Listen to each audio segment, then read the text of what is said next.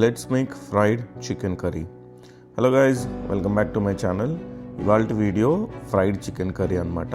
So ఒకసారి ఇట్లా try చేయండి. వింటర్లో ఈ చల్లటి వాతావరణంలో ఇది మంచిగా సూతింగ్ ఉంటుంది అనమాట, గొంతుకు కానీ జలుబైన కానీ. So it's very good and healthy. So try చేసి చూడండి. Let's get in to the process. So ఇది చేయాలంటే మాత్రం మనం చికెన్ని ఫస్ట్ మీరు ఏదైనా చికెన్ తీసుకోండి. చికెన్ థైస్ కానీ, చికెన్ బ్రెస్ట్ కానీ, బోన్ కానీ, బోన్లెస్ చికెన్ కానీ, ఎనీ చికెన్ దాన్ని క్రిస్పీగా ఫ్రై చేయాలి, కొంచెం ఆయిల్ ఎక్కువ వేసి. సో నేను ఇక్కడ హెల్దీ ఆయిల్స్ వాడుతున్నా. సో ఇన్ కేస్ మీరు ఈ స్టెప్ అవాయిడ్ చేయాలంటే అవాయిడ్ చేసి కొంచెం ఆయిల్ వేసుకొని కూడా దీన్ని ఫ్రై చేయొచ్చు, లేదా ఎయిర్ ఫ్రై చేసిన చికెన్ అయినా కూడా యూస్ చేసుకోవచ్చు. సో నేను ఇక్కడ చికెన్ థైస్ తీసుకున్నా. సో మీ ఇష్టం, మీకు చికెన్ బ్రెస్ట్ కావాలంటే చికెన్ బ్రెస్ట్ తీసుకోవచ్చు, లేకుంటే హోల్ చికెన్ కావాలంటే హోల్ చికెన్ తీసుకొని ట్రై చేయండి, ఎక్సలెంట్గా ఉంటుంది. బట్ నేను ఎందుకు డీప్ ఫ్రై చేస్తున్నా అంటే ఈ వీడియోలో మీకు అథెంటిక్ స్టైల్లో చూపిద్దామని చెప్పేసి. సో కంపల్సరీ డీప్ ఫ్రై చేసుకోండి, లైక్ మంచిగా గోల్డెన్ బ్రౌన్ వచ్చేంతవరకు చాలా బాగుంటుంది. So crispy and golden brown రావాల్సిందే చికెన్. అదొక 4-5 మినిట్స్లో వచ్చేస్తుంది, ఎక్కువసేపు ఏం పట్టదు. సో మీరు తీసుకున్న క్వాంటిటీని బట్టి మీరు ఈ స్టేజ్లో కొంచెం సాల్ట్ వేసుకోండి, ఆర్ ఎల్స్ లాస్ట్లో కూడా వేసుకోవచ్చు. నేను కొంచెం వేసాను, బట్ అది వీడియో మిస్ అయిపోయింది. సో మీరు మర్చిపోకుండా ఈ స్టేజ్లో కూడా కొంచెం సాల్ట్ వేసుకోండి, సో దట్ ఆ పీసెస్ కొంచెం మంచిగా అవుతాయి, టేస్టీగా. మంచిగా గోల్డెన్ ఫ్రై అయిన తర్వాత ఎక్సెస్ ఆయిల్ అంతా తీసేయండి పక్కకి, లేదంటే మీరు దీన్ని చికెన్ పక్కకు తీసి మళ్ళీ ఫ్రెష్గా కూడా చేసుకోవచ్చు. బట్ నేను 1 pot మీల్ అని చెప్తున్నా కదా, సో అందుకని ఆయిల్ని తీసేసిన అనమాట. మీరు వెరీ లిటిల్ ఒక 1 spoon అంత ఆయిల్ ఉంచుకోండి అందులో, అంతే. మిగతా అంతా తీసేసేయండి. వీ డోంట్ నీడ్ ఆయిల్ అనమాట, ఎందుకంటే ఆల్రెడీ చికెన్ ఫ్రై అయిపోయింది కాబట్టి. సో ఇప్పుడు ఇందులోనే మంచిగా గ్రీన్ చిల్లీ సన్నగా కట్ చేసుకున్న జింజర్ స్లైసెస్ వేసుకోండి. సో జింజర్ పేస్ట్ వేయకండి, జింజర్ స్లైస్ వేసుకుంటే చాలా బాగుంటుంది.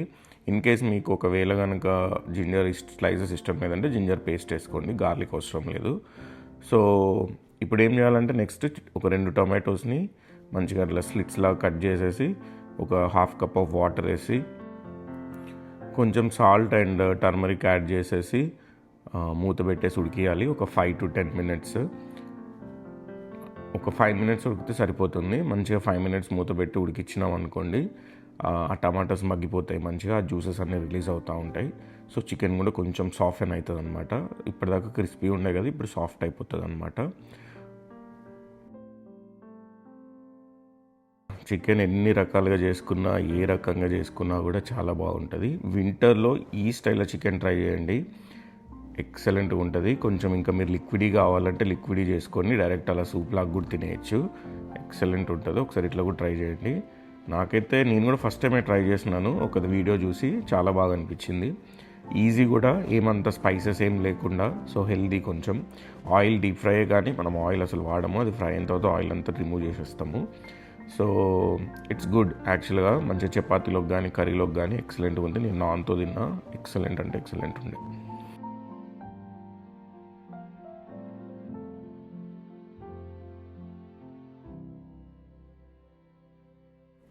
5 minutes తర్వాత ఇప్పుడు ఆ టొమాటో స్కిన్స్ చూసారు కదా, ఇలా పీల్ చేస్తూ వచ్చేస్తున్నాయి.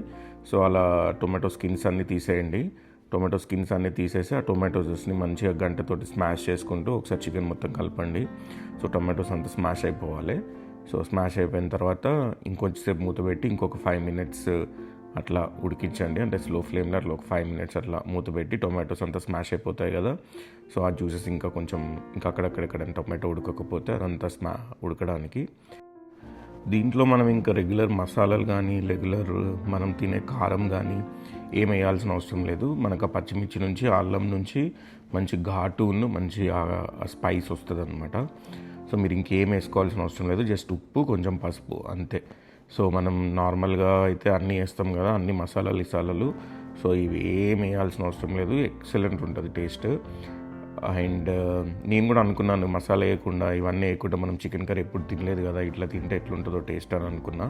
మీకు ఆ డౌటే అవసరం లేదు, ఎక్సలెంట్గా ఉంటుంది. ఇంకొక 10 minutes 15 minutes అట్లా కుక్ చేయండి స్లో ఫ్లేమ్లో. ఎక్కువ అవసరం లేదు యాక్చువల్గా, 5 minutes టమాటోస్ ఉడికేంతవరకే. ఆ టమాటోస్ ఉడికినాయంటే ఇంకా అయిపోయింది అన్నట్టే, ఎందుకంటే ఆల్రెడీ చికెన్ కుక్ అయిపోయి ఉంటుంది కాబట్టి.